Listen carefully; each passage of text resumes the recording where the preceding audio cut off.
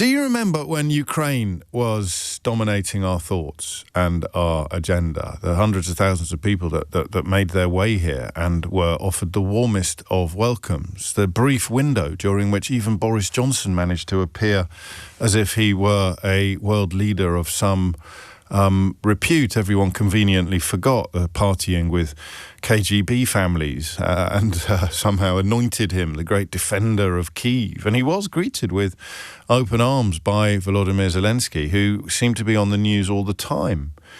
And today we find ourselves contemplating the possibility of him being forced or compelled to accept an extraordinary deal that appears to have been cobbled together by one of Vladimir Putin's key cronies and one of Donald Trump's, key cronies. You see the phrase cash for land in the headlines and you think, what on earth could that mean? I mean, you know literally what it means, but it would involve control of the eastern Donbass region being ceded to the Kremlin while still being nominally owned by Ukraine, who would receive rent for surrendering their claims, if you like, or allowing Russia to be their tenants.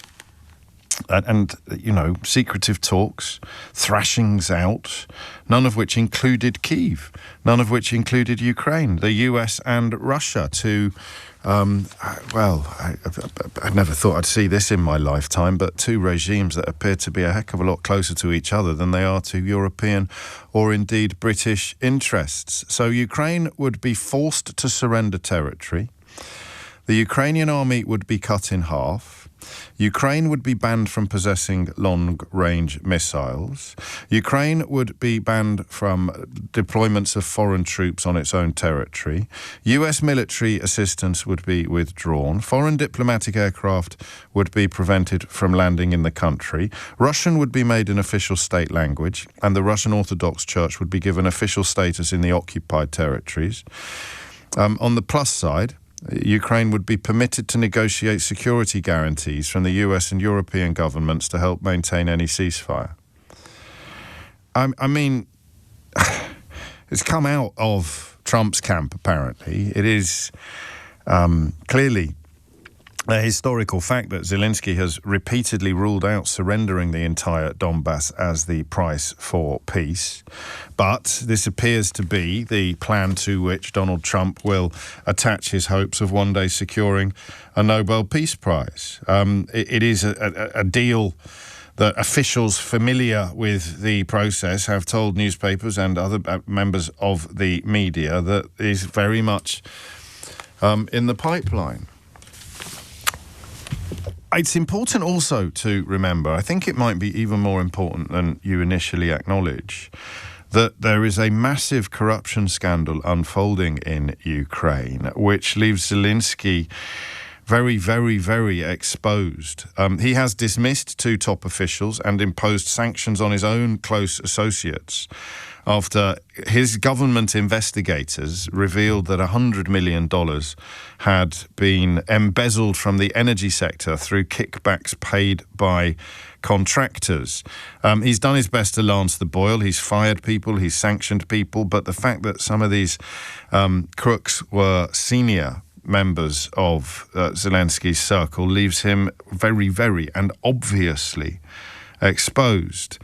It's particularly prickly, this issue, because energy power outages have been commonplace since the invasion began, and allegations of corruption in the energy sector are not going to go down well with people that are often denied energy.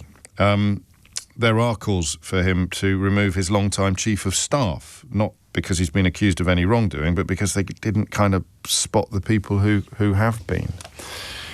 And I sometimes say to you, usually at 9 minutes after 10 in the morning, that you may well know more about this subject than I do. And I never say it dishonestly or inauthentically, but sometimes I sort of think that I'm being a bit hard on myself because I try my very best to follow things.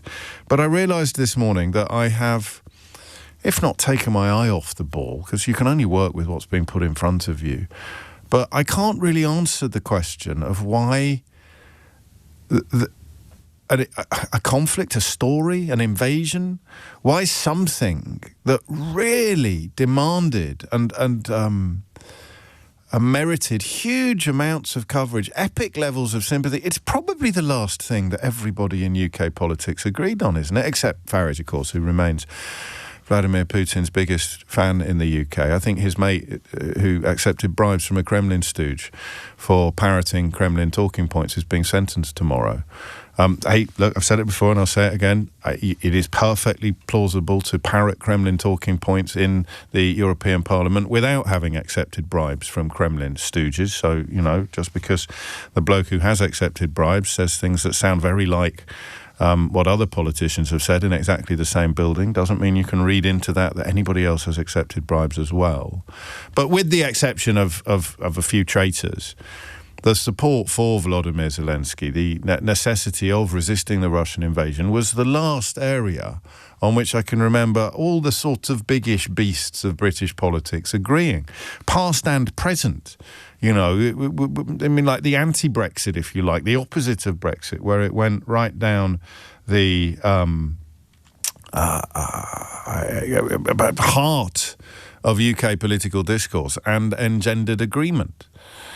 And it doesn't anymore. It's something that's rarely discussed. It's something that's rarely even acknowledged. It's something that we hardly ever talk about. And I don't think it would be remiss of me this morning to ask you why you think that is. Why you think that is.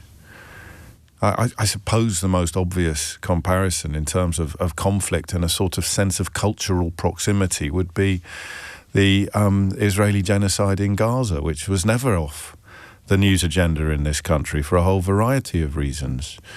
The presence of Ukrainian refugees here in their tens, their hundreds of thousands, would perhaps have created the opposite scenario. You would have had the opposite situation whereby we were going to pay more attention to it because so many communities had welcomed Ukrainian refugees into their midst, into their heart. So 12 minutes after 10 is the time. That's your first question. That's your sort of entry-level question. And all answers welcome, really. Some obvious, some perhaps less so. And then the detail of the deal. There is perhaps going to become a point, and this is something else you can comment on, where Zelensky is left with nowhere else to go. The idea of the USA and Russia acting as one, acting in unison, unthinkable just a decade ago, grimly inevitable in a Trump administration or a Trump regime. But there is going to come a point where if Europe has failed to step into the breach, to step into the vacuum created by Donald Trump's absence of support or failure to ramp up support of Ukraine, then Zelensky is at some point going to have nowhere else to go. And if that place looks like this settlement, if it looks like an arrangement under which they, at least at first, receive some money in return for allowing the Kremlin to control illegally invaded land, if they agree not to possess long-range missiles, if they halve their own army, if they are blocked from deploying foreign troops on their own territory, and they cease in many ways to be a sovereign country, I think, under this so-called peace arrangement. And there are two questions here, aren't there? The first is, what would it mean, not so much for Ukraine? I think that's quite easy to work out. It would be a disaster and a humiliation, I think. But what would it mean for the rest of the world? So if you're listening to this with Estonian skin in the game, or Latvian skin in the game, or Polish skin in the game, then what would it mean for you and your countrymen and women, for the Ukrainians to be so roundly abandoned and betrayed by the very administration which historically has secured peace, or at least nominally secured peace across the planet? It's a big one, this, but it's a really, really important one. I don't know if you saw the Crown Prince of Saudi Arabia in the Oval Office yesterday. It struck me that nobody asked him why he wasn't wearing a suit. Make of that what you will. But part of the answer to the question of why this story has followed the track that it's followed must be that terrible humiliation of Volodymyr Zelensky in the Oval Office, the moment when the sort of Western Concord collapsed, didn't it? We probably didn't realise at the time what a significant moment that was. For the man resisting illegal Russian imperial ambition to be humiliated and insulted in the Oval Office, in the heart of the US government, is, I mean, extraordinary. And probably, for historians of the future, a point at which an unhappy end to this war from the Ukrainian point of view became inevitable.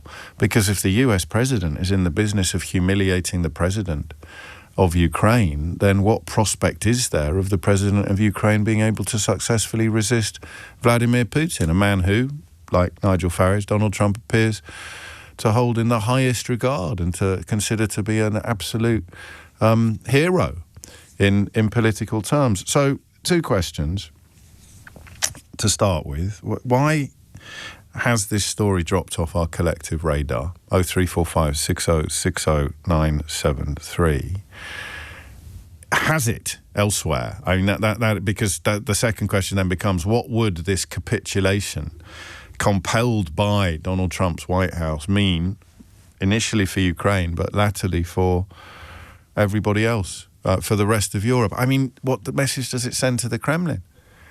Just hang in there, keep killing, and eventually we'll give you pretty much everything you wanted. Russia isn't going to agree to anything short of a scenario that Vladimir Putin can present to the Russian people as a victory. And even the distorting lens of Russian media, I can't change the fact that this would look like a victory. Officials in the Ukrainian capital have dismissed the plan, but nobody wants perpetual war. Russia have denied knowledge of it, but you can trust the Russian government roughly as far as you could throw it. And the White House is briefing journalists that this is the deal on the table. There's something really grim about this scenario, and I'm not pinning down precisely what it is. There's something deeply troubling about any suggestion that Vladimir Putin is going to walk away from this conflict enhanced and empowered, while Ukraine would walk away from it diminished and insulted. What would that mean?